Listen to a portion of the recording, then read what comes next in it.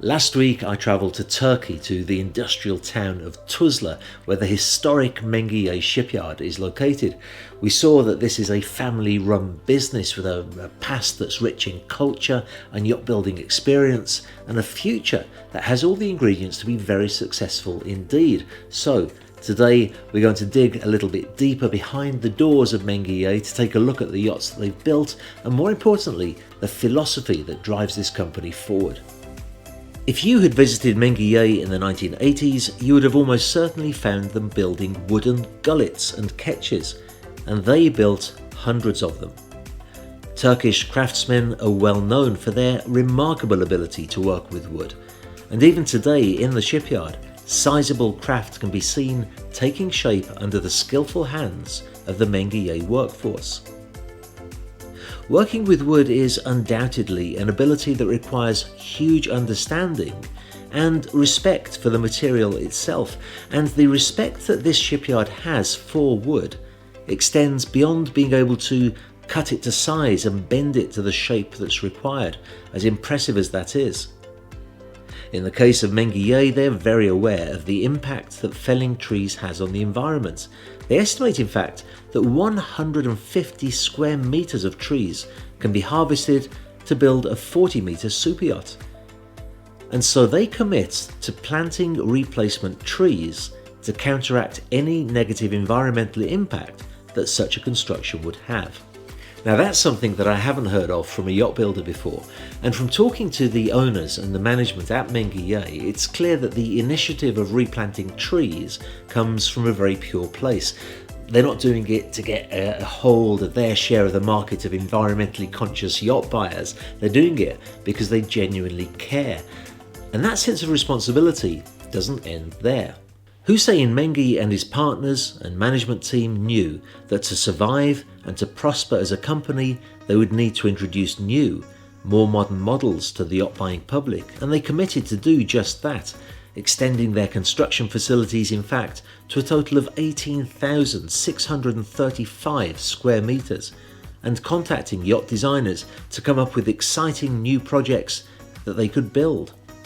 But when they did that, they also made a very serious pledge: to introduce environmentally sustainable measures to the way in which they build their yachts.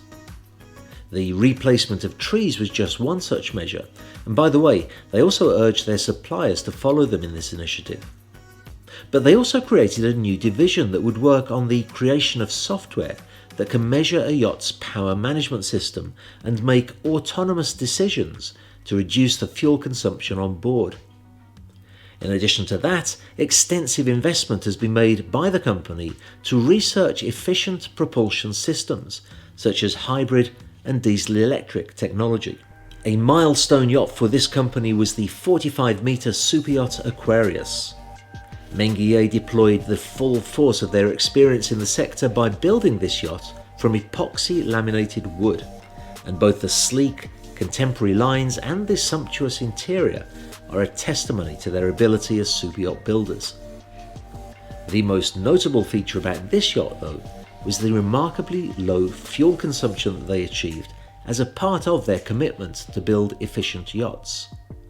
At 12 knots, Aquarius has a range of over 4,000 nautical miles, and this from a fuel tank of 33,000 litres.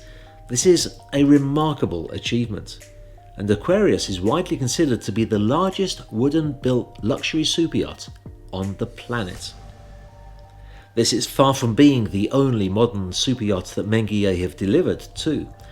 2012 was a particularly busy year for them, as they launched and delivered two gorgeous superyachts with very similar exterior designs called My Steel and Azra.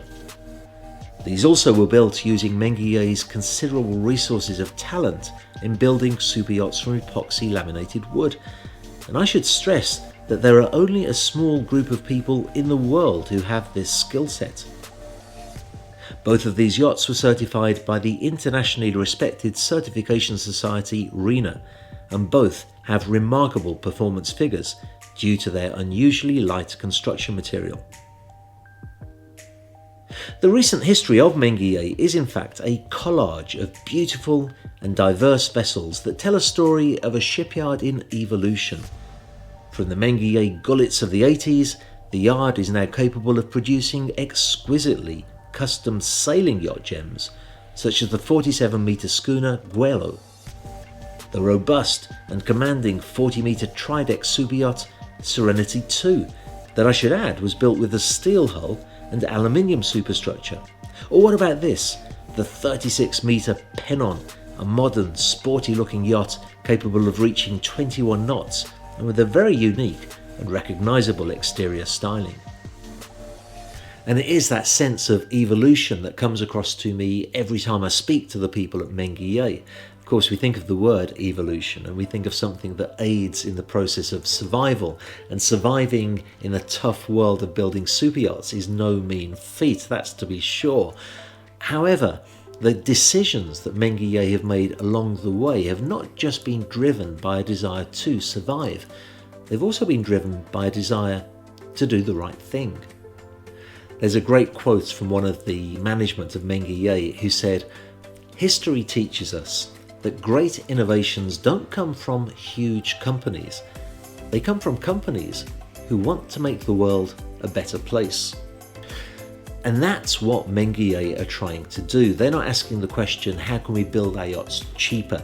How can we build them more quickly? How can we sell more yachts? No, the challenge that they've set themselves, the gauntlet that they've picked up, is how to build yachts for the modern yacht buyer that have the minimum impact possible on the environment.